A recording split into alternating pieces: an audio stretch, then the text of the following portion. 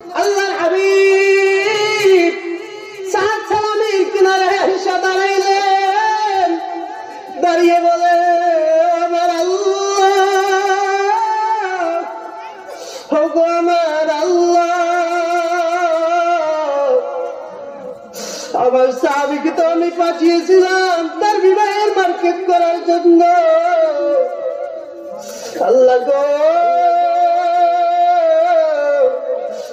আল্লাহর হাবিব সরকার দো আলম তাকায় দেখেন তার একজন সাহাবী রাস্তার কিনারে এমন ভাবে কাঁদতেছেন, কারণ জানতে চায়।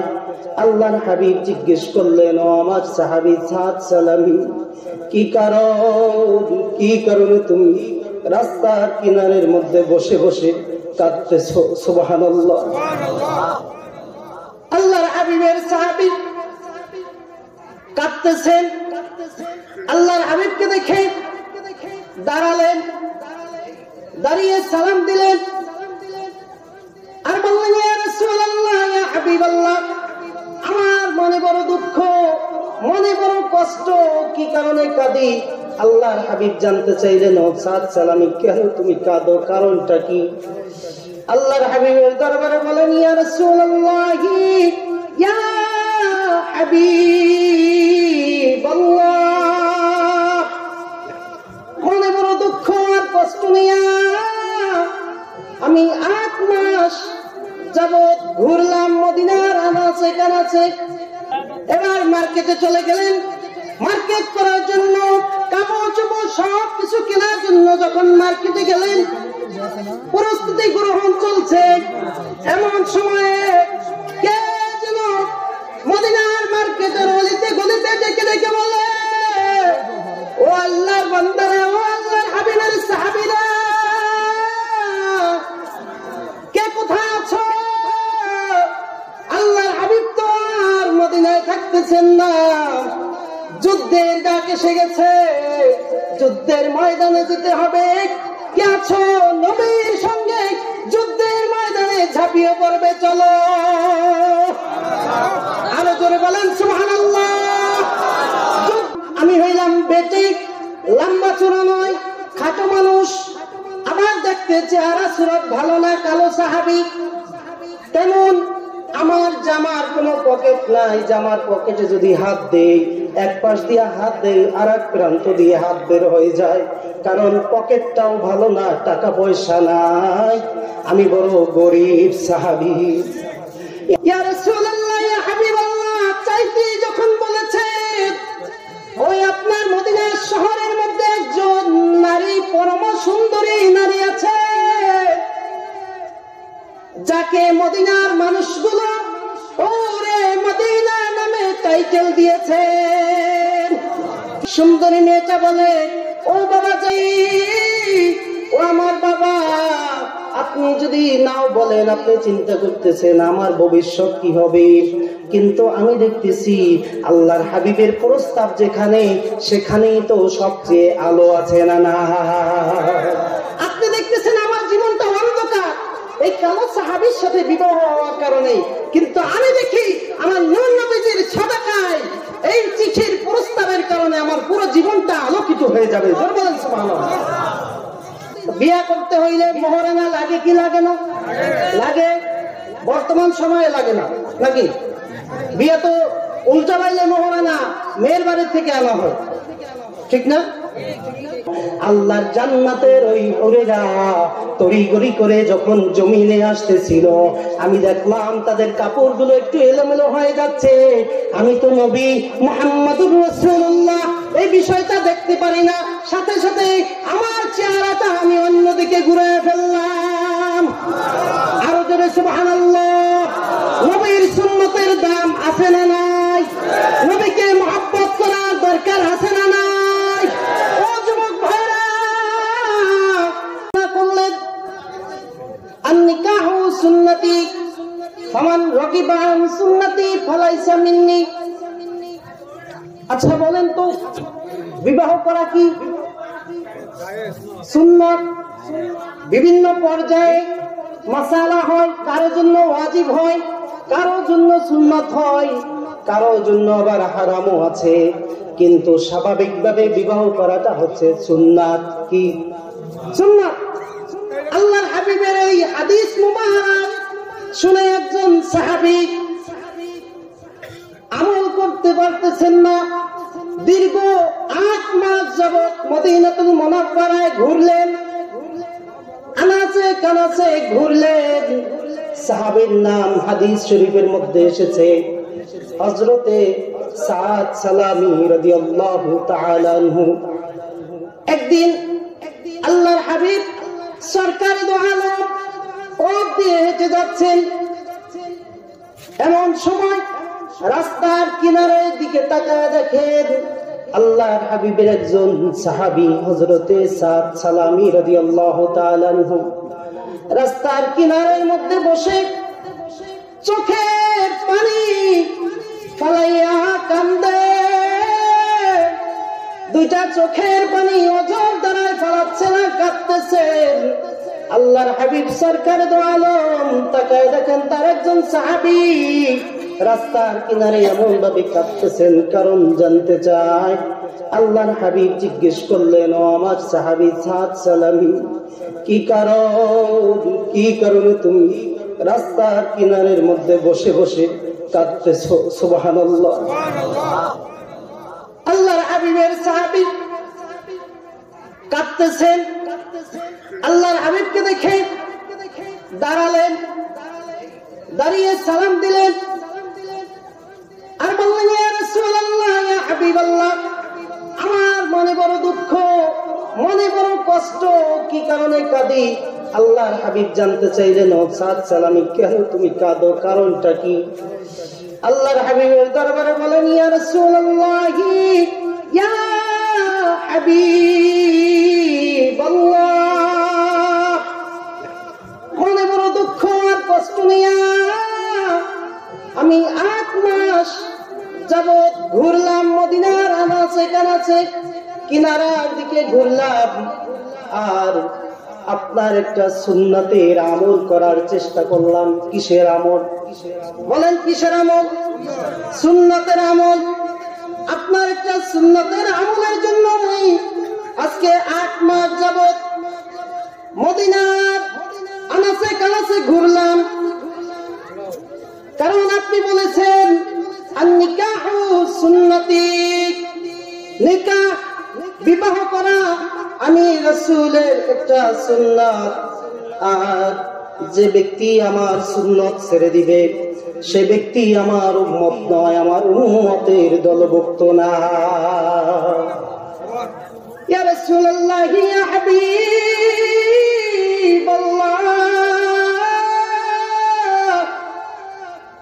8 মাস যাবত আমি এই আনাচে কানাচে ঘুরলাম একটা বিবাহের জন্য, কারণ আপনার সাহাবায়ে কেরামদের মধ্যে আমি এমন একজন সাহাবী,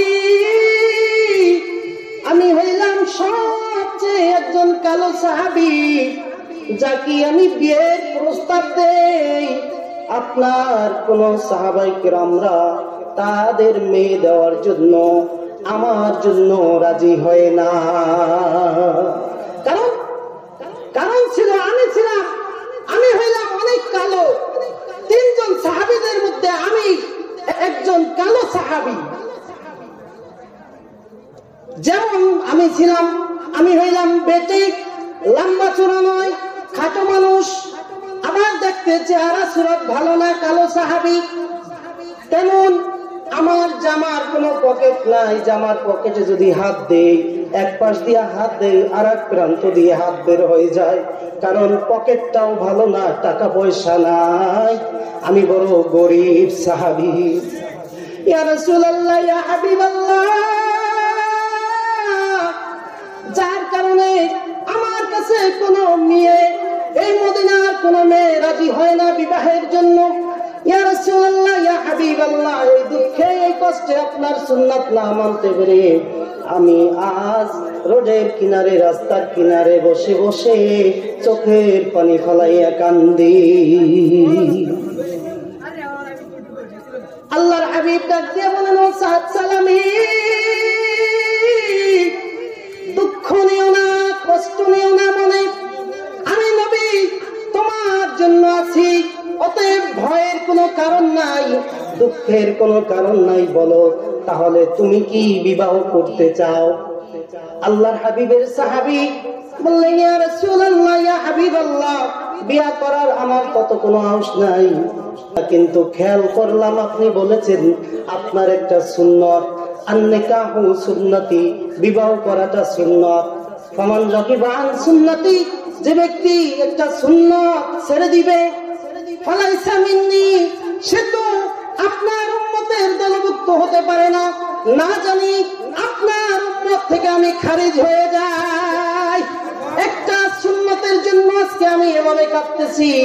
ইয়া রাসূলুল্লাহ, ইয়া হাবিবাল্লাহ, আপনি যদি বলেন আমি বিবাহে রাজি আছি, সুবহানাল্লাহ। এমনিতেই তো বিয়ে করতে চাচ্ছেন, কিন্তু এখন যদি জিম্মাদারিটা আল্লাহ নবী নিজে নিয়ে নেয়, সুবহানাল্লাহ, কেমন হবে? আল্লাহর হাবিব এবার জিম্মাদারি নিলেন, ঠিক আছে তুমি বিয়ে করবা। হ্যাঁ, যদি বিয়ে করতেই চাও, কেমন মেয়ে তোমার পছন্দ? মদিনার অলিতে গলিতে কোন মেয়ে তোমার পছন্দ আছে কিনা বলো, আমি তোমার জন্য প্রস্তাব পাঠাবো। ও সাদ সালামি, তুমি বলো বলো, এমন কেউ যদি থাকে তাহলে আমাকে জানায় দাও। আল্লাহর হাবিবের এমন সুসংবাদ শুনে চিন্তা করেছেন, যেহেতু তিনি এমন একজন নবী যাকে সৃষ্টি না করলে আল্লাহ তাআলা তো কোনো কিছুই সৃষ্টি করতেন না। আল্লাহ তাআলা যেমন দিতে পারেন, আমার নবীও তো আল্লাহর কাছ থেকে এনে দিতে পারে কি পারে না? সহিহ বুখারীর হাদিস, আল্লাহর হাবিব বলেছেন, আল্লাহ হলেন দাতা। আল্লাহ কি? আমি নবী বন্টনকারী, সুবহানাল্লাহ। আল্লাহর নবী কি? বন্টনকারী। আল্লাহ তাআলা তার হাবিবের কাছে শুধু দিবে, আর আমার নবীজি মুহাম্মদুর রাসূলুল্লাহ তিনি শুধু বন্টন করে দিবেন, সুবহানাল্লাহ। আল্লাহর হাবিবের এমন সুসংবাদ শুনে সাহাবী ডাক দিয়ে বলেন, ইয়া রাসূলুল্লাহ, ইয়া হাবিবাল্লাহ, যেহেতু প্রস্তাবের কথাটা আপনি পাঠাবেন, চাইতে বলেছেন, কোন মেয়েকে আমি বিবাহ করব বলতে বলেছেন, তাহলে আর ছোট মোটো বলে লাভ নাই। যেহেতু এমন সুযোগ আর জীবনে নাও পাইতে পারি, একটা সুযোগ পেয়েছি আল্লাহর হাবিবের কাছে চাওয়ার জন্য, সুবহানাল্লাহ। ইয়া রাসূলুল্লাহ, ইয়া হাবিবাল্লাহ, চাইতে যখন বলেছেন, ওই আপনার মদিনা শহরের মধ্যে একজন নারী, পরম সুন্দরী নারী আছে, যাকে মদিনার মানুষগুলো ওরে মদিনা নামে টাইটেল দিয়েছে। কি মদিনা? ওরে মদিনা। এত সুন্দর পরম সুন্দরী মদিনা শহরে আর নাই এমন সুন্দরী নারী। আমির ইবনে ওয়াহাব এমন সাহাবী, এই সাহাবীর একজন মেয়ে আছে, আপনার সাহাবী, তার মেয়েকে আমি বিবাহ করতে চাই। জোরে বলেন সুবহানাল্লাহ। আমির ইবনে ওয়াহাব তিনি ছিলেন মদিনার মধ্যে একজন ধনী মানুষ, তার মেয়ে ছিল অনেক সুন্দরী মহিলা, সুন্দরী নারী, একটা সুন্দরী মেয়ে, তাকে বিবাহ করতে চাইলেন। আল্লাহর হাবিব সরকার দো আলম বলেন, ও আমার সাহাবী, চাইছো তো এমন চাওয়া সবচেয়ে বড়, সুবহানাল্লাহ। আচ্ছা, একটা চিঠি লিখে দিলাম, যাও তোমার পছন্দ মতো তুমি তার কাছে চলে যাও, তোমার বিবাহের প্রস্তাবটা দিয়ে আসো, সুবহানাল্লাহ। আমির ইবনে ওয়াহাব রাদিয়াল্লাহু তাআলা আনহুর বাড়িতে চলে গেলেন। এই খাটো কালো গরিব সাহাবী তিনি গেলেন, ডেকে ডেকে সালাম দিলেন, কে আছেন বাড়িতে? কেউ আছেন নাকি? আমার কিছু কথা আছে, আল্লাহর হাবিবের দরবার থেকে আপনাদের জন্য একটা চিঠি আছে, সুবহানাল্লাহ। এমন ডাকাডাকি শুনে চলে আসলেন মেয়ের বাবা। সামনে যখন আসলেন, এসে দেখেন কালো, এমন কুচকুচে কালো, হযরতে সাদ সালামি রাদিয়াল্লাহু তাআলা আনহু তিনি ডাকাডাকি করতেছেন। আসার পরে বললেন, ও আল্লাহর নবীর সাহাবী, তোমার জন্য আল্লাহর হাবিবের পক্ষ থেকে একখানা চিঠি সুবহানাল্লাহ গ্রহণ করলেন। চিঠিটা খুলে দেখলেন বিবাহের প্রস্তাব। কিসের বিবাহের প্রস্তাব দেখলেন? সাহাবীকে জিজ্ঞেস করলেন কার জন্য প্রস্তাব? বরকে, জামাইকে হবে? হযরতে সাদ সালামী খুশি মনে আনন্দ নিয়ে তিনি বললেন আমি বর। সুবহানাল্লাহ। এমন বর সাজলেন কালো মানুষটা যাকে দেখলে পরে এমনিতেই রাগ উঠে যায়, কারণ আমার মেয়ে সবচেয়ে মদিনার সবচেয়ে সুন্দর। সুবহানাল্লাহ। এই মেয়েকে তোমার কাছে বিবাহ দিব। মনটা একটু খারাপ, মনটা মলিন হয়ে গেছে, চেহারাটা মলিন।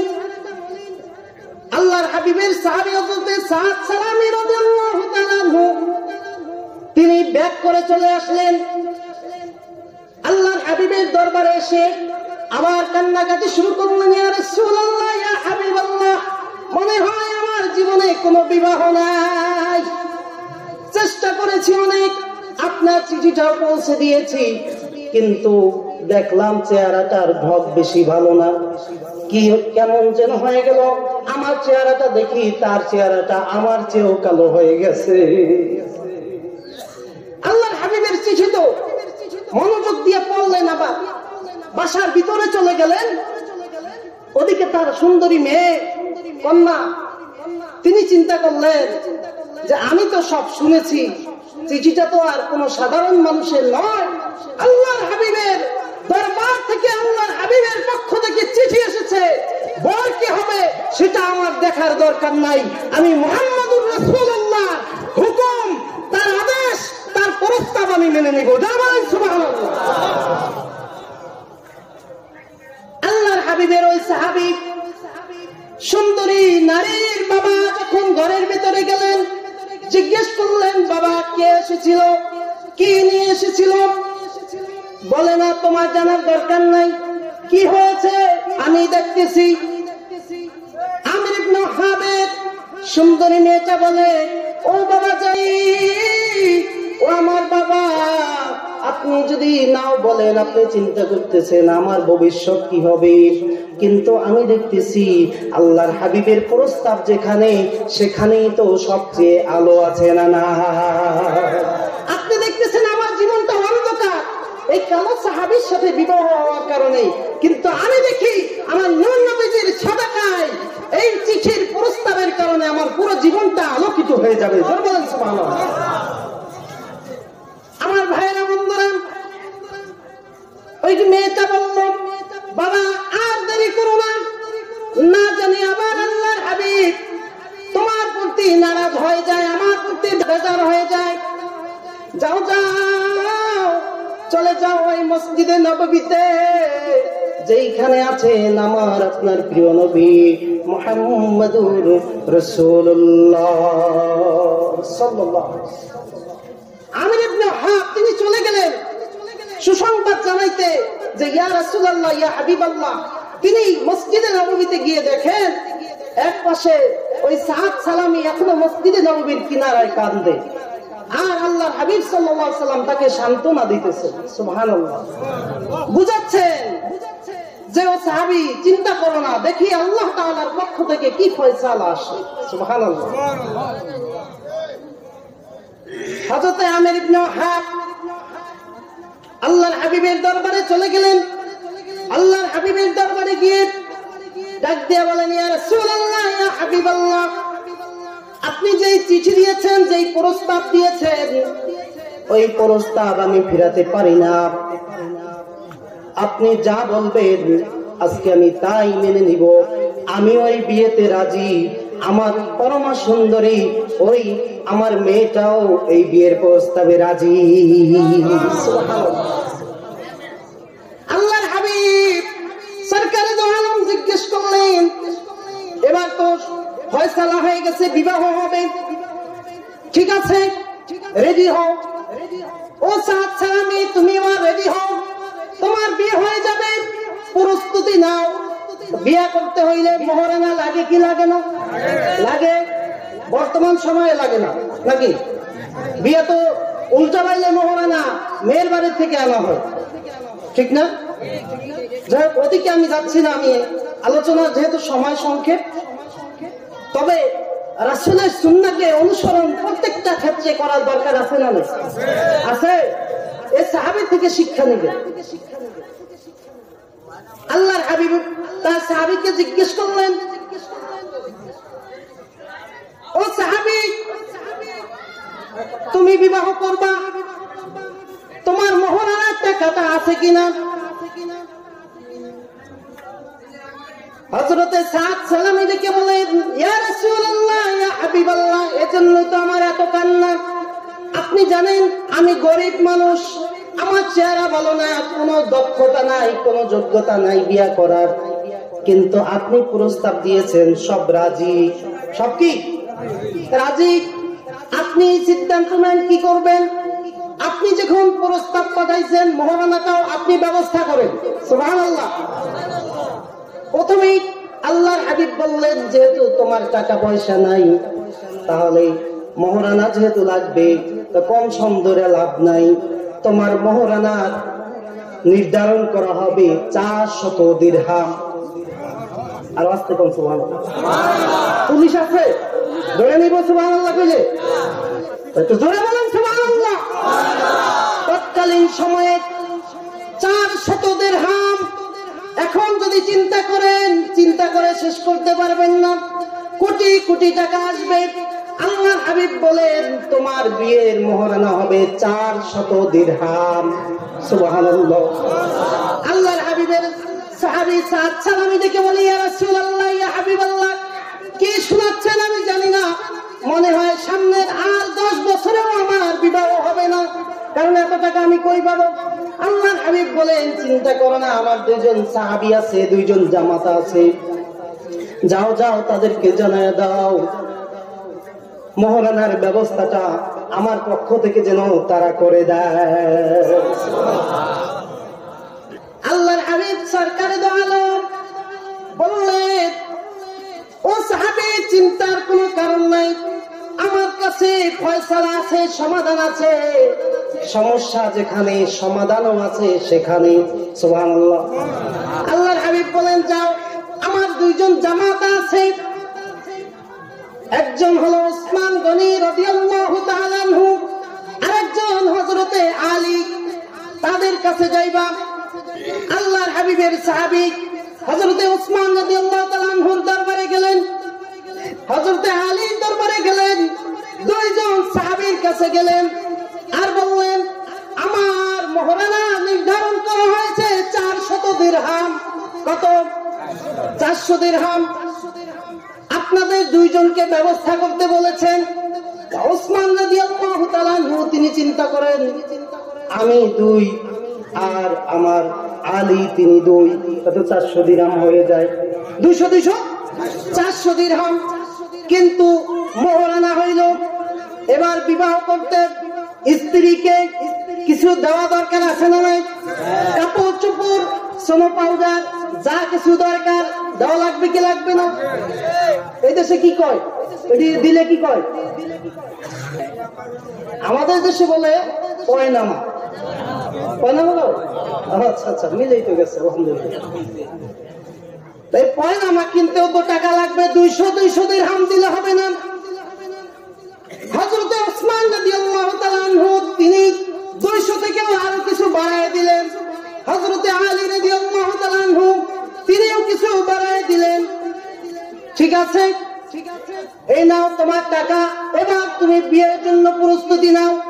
আল্লাহর হাবিব সরকার দো আলম তাকে পাঠাইলেন, যাও সবকিছু গোছগাছ করো, বিয়ের জন্য প্রস্তুতি নাও, সবকিছু কেনাকাটা করো। আল্লাহর হাবিব সরকার দো আলমের সাহাবী সাদ সালামী রাদিয়াল্লাহু তাআলা আনহু এবার মার্কেটে চলে গেলেন।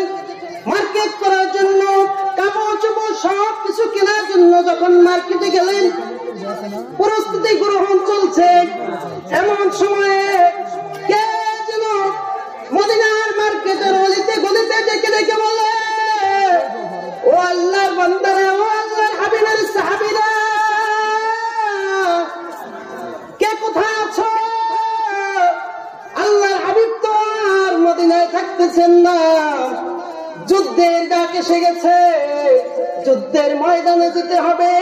কে আছো নবীর সঙ্গে যুদ্ধের ময়দানে ঝাঁপিয়ে পড়বে? চলো। আরো জোরে বলেন সুবহানাল্লাহ। যুদ্ধের ডাক এসে গেছে। হযরতে সাদ সালামী কাপড় চোপড় কিনবেন, এমন সময় থমকে গেলেন। কে আছো ডাক দিলেন। মদিনার অলিগলিতে সাহাবীরা কে কোথায় আছো? আল্লাহর হাবিব যুদ্ধের ময়দানে যাবেন, যুদ্ধে যেতে হবে। আল্লাহর হাবিবের সাহাবী সাদ সালামী হঠাৎ করে থমকে গিয়ে চিন্তা ভাবনা করলেন, আল্লাহর নবী যায় যুদ্ধের ময়দানে সাহাবীদেরকে নিয়ে, আর আমি কেমন সাহাবী হইলাম? আমি যাব পয়নামা কিনে, কাপড় চোপড় কিনে বিবাহের আসরে বাসর করার জন্য। তা হতে পারে না, তা হতে পারে না। এই টাকা দিয়ে আমি আর কাপড় চোপড়, তেল সাবান, সোনা পাউডার কিনবো না। মদিনার মার্কেট থেকে তিনি কিনে নিলেন যুদ্ধের পোশাক। সুবহানাল্লাহ। কি কিনলেন? কি কিনলেন বাবা? যুদ্ধের পোশাক কিনে নিলেন, তরবারি কিনে নিলেন, আর রওনা হয়ে গেলেন যুদ্ধের ময়দানে। যুদ্ধের ময়দানে রওনা দিলেন হযরতে সাদ সালামী। আর বিবাহের আসরে বসলেন না। যখন যুদ্ধের ময়দানে চলে গেলেন, যুদ্ধের ময়দানে যুদ্ধ করতেছেন, যুদ্ধ করতেছেন, কাফেরদেরকে টুকরা টুকরা করে জাহান্নামে পাঠাচ্ছেন। জাহান্নামে পাঠাতে পাঠাতে এক পর্যায়ে আল্লাহর হাবিবের সাহাবী কাফেরদের আঘাতে, তীরের আঘাতে, এক নয় দুই নয় 80টা তীরের আঘাত তার বুকের মধ্যে আসছে। আল্লাহর হাবিবের সাহাবী হযরতে সাদ সালামী রাদিয়াল্লাহু তাআলা আনহু বুকটা তীরের আঘাতে, কাফেরদের আঘাতের কারণে বুকটা ঝাঁঝরা হয়ে গেছে। হযরতে সাদ সালামী আর দাঁড়িয়ে থাকতে পারেন নাই, জমিনের মধ্যে লুটিয়ে পড়েছেন। তার দেহ থেকে রক্ত ঝরতেছে, রক্ত ঝরতেছে। এক প্রকারে তিনি জমিনে গড়াগড়ি খাচ্ছেন। আর আল্লাহর হাবিবের দিন প্রচারের জন্য তার জীবনটা দিয়ে দিচ্ছেন। জোরে বলেন সুবহানাল্লাহ। কিছুক্ষণের মধ্যে সাহাবী হযরতে সাদ সালামী দুনিয়া থেকে বিদায় নিয়ে চলে গেলেন। বলেন ইন্না লিল্লাহি ওয়া ইন্না ইলাইহি রাজিউন। আল্লাহর হাবিবের সাহাবী দুনিয়া থেকে বিদায় নিয়ে চলে গেলেন। আল্লাহর হাবিব সরকারে দো আলম যুদ্ধ যখন শেষ করলেন, সাহাবায়ে কেরামদেরকে বললেন, ও আমার সাহাবীরা, তোমরা একটু যুদ্ধের ময়দানটা ঘুরে ঘুরে দেখো। আমার সাহাবীদের মধ্যে কে, কোন সাহাবী কোন প্রান্তে যেন ওই কাফেরদের আঘাতে আজকে শহীদ হয়ে গেছে। যাও যাও, ঘুরে ঘুরে একটু সাহাবায়ে কেরামদের খবর নাও, শহীদদের গণনা করো, খবর নাও। এক পর্যায়ে খুঁজতে খুঁজতে সাহাবাদেরকে, শহীদদেরকে যখন খুঁজতে লাগলেন, ময়দানে, যুদ্ধের ময়দানের এক কিনারে গিয়ে দেখে হযরতে সাদ সালামীর দেহটা মাটির মধ্যে পড়ে আছে, বালুর মধ্যে পড়ে আছে। পিছন থেকে শুধু হাত দেখা যায়, চেহারা দেখা যায় না। কালো মানুষ, খাটো মানুষ, তারা দেখে বুঝতে পেরেছেন এটাই হয়তো সাদ সালামী। তাকে যখন উঠাইলেন, ঘুরে দেখে এটা আর কেউ নয়, যে সাহাবী মদিনার বাজারে বিবাহের বাসরের আসর সাজানোর জন্য গিয়েছিলেন, কাপড় ক্রয় করার জন্য। সেই সাহাবী আজ এই ময়দানে, যুদ্ধের ময়দানে আল্লাহর নবীর জন্য শহীদ হয়ে গেছে। বাবার আমার, আল্লাহর হাবিব যখন ওখানে চলে আসলেন, আল্লাহর হাবিব সাদ সালামীর কিনারে এসে দাঁড়াইলেন। দাঁড়িয়ে বলে, আমার আল্লাহ, ওগো আমার আল্লাহ,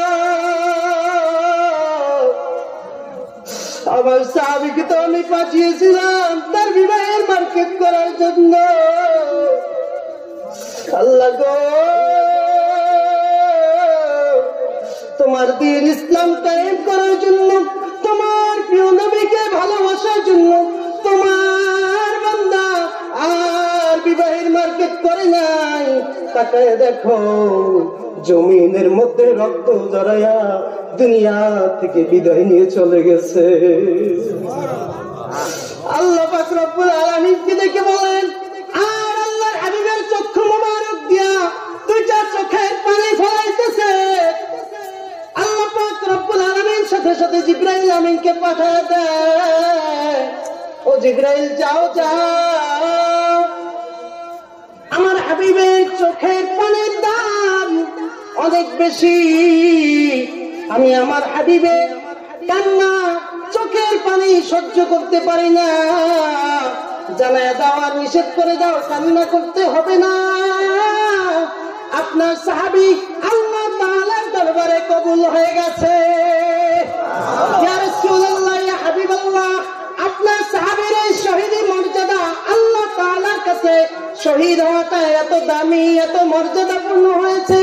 আল্লাহ পাক রব্বুল আলামিন তাকায় দেখেন, তার জন্য জান্নাত রেডি করে রেখেছে। কি রেডি করে রেখেছেন? জান্নাত রেডি। আল্লাহর হাবিব চোখের পানি ফেলানো থামাইয়া, কান্না থামিয়ে দিয়ে আসমানের দিকে তাকাইলেন। আসমানের দিকে তাকাইয়া, আসমানের দিকে তাকাইয়া আল্লাহর হাবিব সরকার দো আলম দেখতে পাইলেন জান্নাতটাকে সাজানো হয়েছে। হযরতে সাদ সালামের জন্য জান্নাত আল্লাহর হাবিবের সামনে তুলে ধরা হলো। আল্লাহর হাবিব জান্নাত দেখে মুস্কি মুস্কি হেসে দিলেন, সুবহানাল্লাহ, হেসে দিলেন। আবার হঠাৎ চক্ষুটা নিচে নিয়ে মাথাটা ঘুরায় ফেললেন, সুবহানাল্লাহ। সাহাবায়ে কেরাম সামনে উপস্থিত জিজ্ঞেস করলেন, ইয়া রাসূলুল্লাহ, ইয়া হাবিবাল্লাহ, আপনি হযরতে সাদ সালামের লাশ দেখার পরে দেখলাম আপনি অজরে কাঁদতেছিলেন, চোখের পানি মোবারক ঝরতেছিল। আবার দেখলাম আপনি আসমানের দিকে তাকিয়ে হাসলেন। আবার দেখলাম মাথাটা ঘুরায় ফেললেন, চেহারাটা অন্য দিকে করে ফেললেন। কারণটা আমরা জানতে চাই। আল্লাহর হাবিব সরকার দো আলম বলেন, ও আমার সাহাবীরা, এই সাদ সালামের জীবন দেওয়াটা, শহীদ হওয়াটা আল্লাহ তাআলার কাছে কবুল হয়ে গেছে। কারণ সে দুনিয়ার শান্তি ভোগ করা থেকে বিরত হয়ে আল্লাহর হাবিবের জন্য, আল্লাহ তাআলার জন্য যখন জীবনটা দিয়ে দিলেন জমিনে, এই বিষয়টা আল্লাহ তাআলা দেখলেন। আমি এজন্য কাঁদলাম যে তার দুনিয়ায় থাকা অবস্থায় আর বিবাহটা নসিব হইল না। কিন্তু জিবরাইল আমিন আমাকে জানায় দেয়, জান্নাতে হুরদেরকে সাজানো হয়েছে তাকে বিবাহের জন্য। জোরে বলেন সুবহানাল্লাহ। আমি আসমানের দিকে তাকাইলাম জান্নাত দেখার জন্য, তার জন্য জান্নাত রেডি করা হচ্ছে। আমি যখন দেখতে পেলাম আমার এই সাহাবীর জন্য জান্নাত রেডি করা হইল, আমি জান্নাত দেখে মুস্কি হেসে ফেললাম, সুবহানাল্লাহ।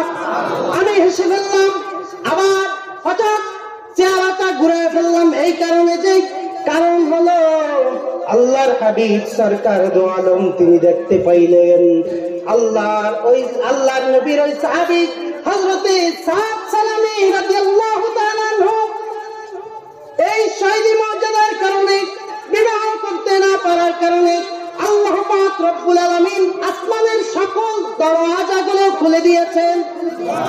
আরো জোরে আসমানের দরওয়াজাগুলো যখন খুলে দিয়েছেন, এই সাদ সালামীকে তুলে নেওয়ার জন্য, গ্রহণ করার জন্য আল্লাহর জান্নাতের ওই হুরেরা তড়িঘড়ি করে যখন জমিনে আসতেছিল, আমি দেখলাম তাদের কাপড়গুলো একটু এলোমেলো হয়ে যাচ্ছে।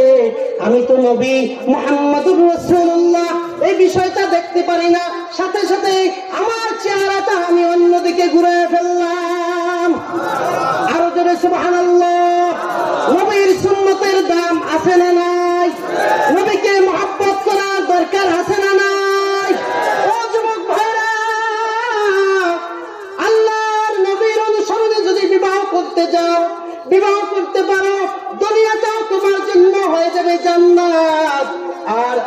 রাতেও তুমি পেয়ে যাইবা আল্লাহর জান্নাত। ওই জান্নাতে তোমার জন্য আছে হুর, হুর, হুর। আল্লাহ দেওয়া সেই হুর তোমার জন্য আল্লাহ তাআলা রেডি করে রেখেছেন। সুবহানাল্লাহ। আল্লাহ পাক রব্বুল আলামিন এজন্যই বলেছেন ওই নবীকে ভালোবাসার জন্য, ইত্তেবা করার জন্য। আল্লাহর হাবিব সরকারে দো আলমের মুহাব্বত, ভালোবাসা সেটা থাকে অন্তরে। আমি প্রথমে হাদিসে মুবারক পড়েছি, আল্লাহ তাআলা চেহারা দেখে বিচার করবেন না, আল্লাহ তাআলা দেখবেন অন্তর কি, অন্তর দেখবেন। عن ابي هريره رضي الله تعالى عنه قال قال رسول الله صلى الله عليه وسلم ان الله لا ينظر الى صوركم واموالكم। আল্লাহর হাবিব সরকারে দো আলম বলেন, দুনিয়ার মানুষ আল্লাহ তাআলা তোমাদের চেহারা দেখবে না, বডি দেখবে না, কিচ্ছু দেখবে না, দেখবে শুধু অন্তর। কার অন্তরটা পরিশুদ্ধ? সুবহানাল্লাহ। কার অন্তরটা আল্লাহ তাআলার জন্য, কার অন্তরটা আল্লাহর দ্বীনের জন্য? সুবহানাল্লাহ। কারো চেহারা দেখবেন না, কারো ধন সম্পদ দেখবেন না। আল্লাহর হাবিব সরকারে দো আলম বললেন, ইন্নাল্লাহ লা ইয়ানজুরু ইলা সুওয়ারিকুম ওয়া আমওয়ালিকুম। আল্লাহ তাআলা তোমাদের চেহারা সুরত দেখবেন না, তোমাদের সম্পদ দেখবেন না, ওয়ালাকিন ইয়ানজুরু ইলা কুলুবিকুম ওয়া আমালিকুম। তবে মনে রেখো আল্লাহ তাআলা তোমাদের দুইটা জিনিস দেখবেন। কয়টা জিনিস? জোরে বলেন কয়টা? দুইটা জিনিস দেখবেন। একটা দেখবেন অন্তর, আর হলো আমাদের আমল। সুবহানাল্লাহ বলেন। কি দেখবেন? আমল দেখবেন। কার আমল কত ভালো? সুবহানাল্লাহ বলেন। কার আমল কত বেশি তা দেখবেন না, আল্লাহ পাক রব্বুল আলামিন দেখবেন কার আমল কত কোয়ালিটি পূর্ণ। যার আমলের ওজন যত বেশি তার জন্য আল্লাহর জান্নাতের নিয়ামত তত বেশি। এজন্য শুধু চেহারা সুরত, তেল পানি সাবান আর আমাদের যত আগা ময়দা আমল আছে, সোনো পাউডার দিয়ে শুধু সুন্দর করেন না, কলবটাকে ঠিক করেন। আপনার আমলটাকে যদি ঠিক করেন, এই শাবান মাস এই বরকতপূর্ণ আমলের মাধ্যমে আমরা যেন আমাদের অন্তর এবং আমলগুলো ঠিক করতে পারি, ঈমান আকীদা ঠিক রাখতে পারি। আল্লাহ পাক রব্বুল আলামিন আমাদের সকলকে কবুল করেন, মঞ্জুর করেন। আল্লাহুম্মা আমিন। আর জোরে বলেন আল্লাহুম্মা আমিন।